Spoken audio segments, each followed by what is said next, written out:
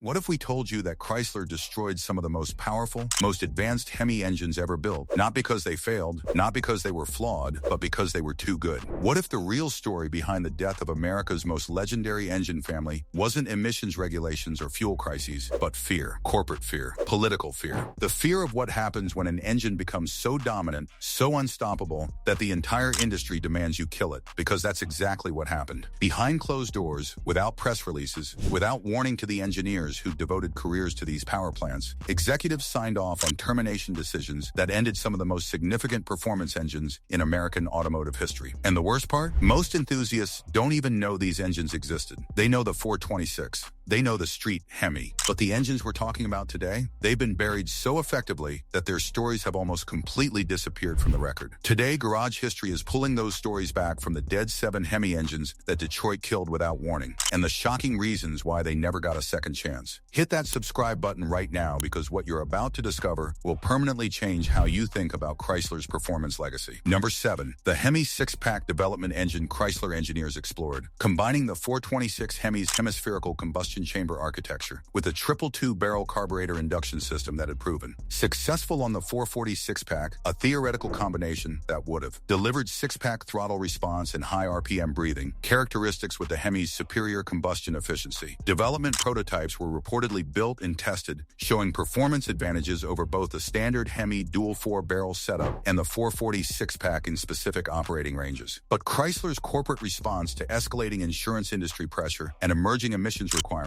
created a decision environment where expanding the HEMI's configuration options made no business sense when the base HEMI itself was already under existential threat. The HEMI 6-pack development was terminated without ever producing customer deliverable hardware, despite engineering results that reportedly justified continued development investment. Number 6. The 426 HEMI lightweight aluminum block weight was always the 426 Street HEMI's primary competitive disadvantage. The cast iron block added substantial mass over the nose of cars that were already front-heavy by performance car standards. Chrysler engineers developed an aluminum block version of the 426 that addressed this fundamental limitation, reducing engine weight dramatically while maintaining the bore, stroke, and fundamental architecture that made the iron block version legendary. Testing showed the aluminum block performed comparably to the iron version, while transforming the weight distribution characteristics of HEMI-powered cars in ways that could have made them genuinely competitive with lighter European performance cars on road courses where the iron HEMI's nose weight was a significant handicap. Corporate cost calculations determined that aluminum block production couldn't be justified financially given the HEMI's already limited production volumes, and the program was terminated before customer delivery ever became a realistic possibility. Number 5. The 1971 HEMI development evolution. By 1971, Chrysler engineers were actively developing next-generation improvements to the 426 HEMI that would have addressed its known limitations while meeting increasingly strict emission standards work that represented the HEMI's potential future rather than its established past. Combustion chamber refinements, revised valve timing specifications, and updated fuel delivery systems were being developed simultaneously to create a HEMI that could survive the emissions era without the brutal detuning that destroyed the character of other performance engines during the same period. This development work was terminated when Chrysler's corporate leadership made the decision to discontinue the HEMI entirely after 1971, rather than invest in the engineering evolution that could have extended its life. Engineers who worked on this program have described the termination as abrupt decisions communicated without the development timeline that would have allowed meaningful documentation or technology transfer. Number 4. The HEMI turbo development program before turbocharging became the universal performance solution it eventually became. Chrysler engineers were exploring turbocharged variants of the HEMI architecture that promised significant efficiency improvements over naturally aspirated configurations. Advances particularly relevant as fuel economy regulations began affecting performance car development priorities. The hemispherical combustion chamber's inherent thermodynamic efficiency made it theoretically ideal for forced induction applications, with combustion characteristics that could have managed increased cylinder pressures better than wedge chamber alternatives. This program produced development hardware that was tested extensively but never reached the production planning stage because Chrysler's financial situation during the mid-1970s made any new engine program essentially impossible to fund regardless of technical merit or long-term commercial potential. Number 3. The 426 HEMI marine racing variant. Chrysler's Marine Division developed specific HEMI variants for offshore powerboat racing competition that pushed the engine's fundamental architecture in directions the automotive applications never explored: extreme high RPM tuning, specialized cooling system configurations, and specific materials choices dictated by marine competition requirements that differed fundamentally from land-based performance applications. These marine HEMI variants achieved power outputs that exceeded automotive versions substantially,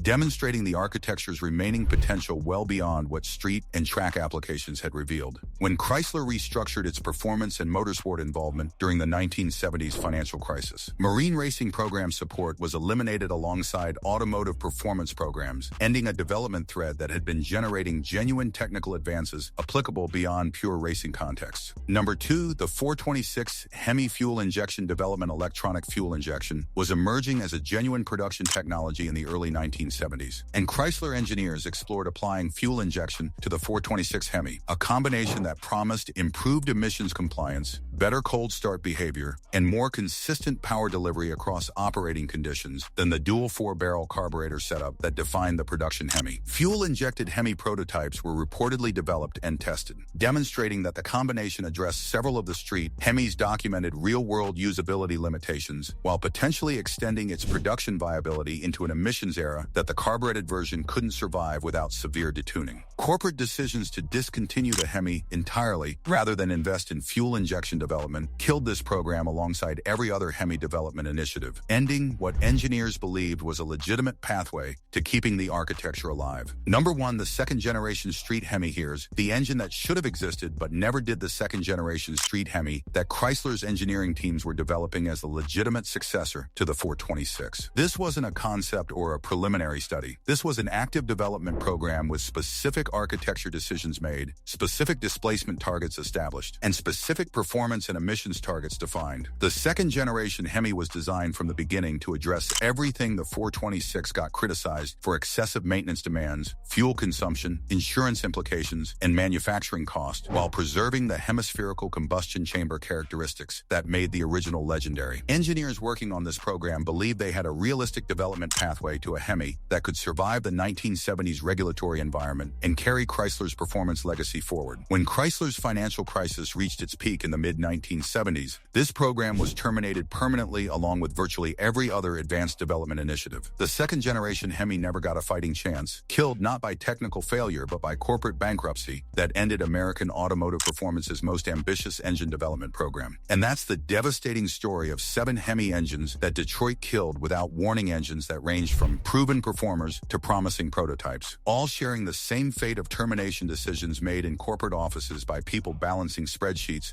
rather than understanding what they were destroying. If this revealed a side of Chrysler's performance history you never knew existed, smash that like button and drop a comment. Which of these killed HEMI programs do you think deserve to survive most? And if you want more untold stories from the muscle car era, more engineering achievements that got buried, and more truth about the decisions that shaped American automotive history, hit subscribe and turn on notifications, because Garage History is preserving the legends that time tried to erase. Thanks for watching, and remember, the most heartbreaking stories in automotive history aren't about cars that failed. They're about the ones that never got the chance. Until next time, keep questioning what we lost and keep the history alive.